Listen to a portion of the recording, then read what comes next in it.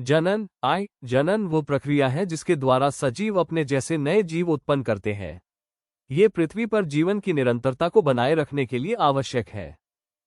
कोशिका के केंद्रक में पाए जाने वाले गुणसूत्रों के डीएनए डीऑक्सीराइबोन्यूक्लिक अम्ल के अणुओं में आनुवंशिक गुण होते हैं।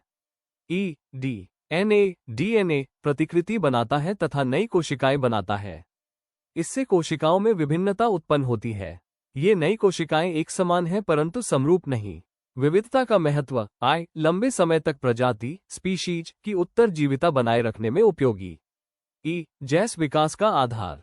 प्रजनन के प्रकार अलैंगिक प्रजनन लैंगिक प्रजनन लागर प्रजनन का विधिया विखंडन। इस प्रक्रम में एक कोशिका दो या दो से अधिक कोशिकाओं में विभाजित हो जाती है। द्विखंडन जीव दो कोशिकाओं में विभाजित होता है। उदाहरण अमीबा। बहुखंडन जीव बहुत सारी कोशिकाओं में विभाजित हो जाता है। उदाहरण प्लेज्मोडियम। खंडन इस प्रजनन विधि में सरल संरचना वाले बहुकोशिकीय जीव विकसित होकर छोटे छोटे टुकड़ों में खंडित हो जाता है। ये टुकड़े वृद्धि कर नए जीव में विकसित हो जाते हैं।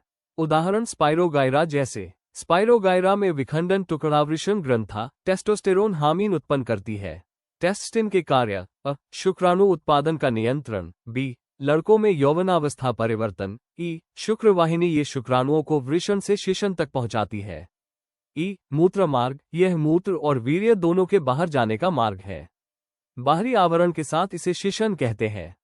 संबंधित ग्रंथियां शुक्राशय ग्रंथि तथा प्रोस्टेट ग्रंथि अपने स्राव शुक्रवाहिनी में डालते हैं। इससे शुक्राणु तरल माध्यम में आ जाते हैं। यह माध्यम उन्हें पोषण प्रदान करता है, उनके स्थानांतरण में सहायता करता है। शुक्राणु तथा ग्रंथियों का स्राव मिलकर वीर्य बनाते हैं।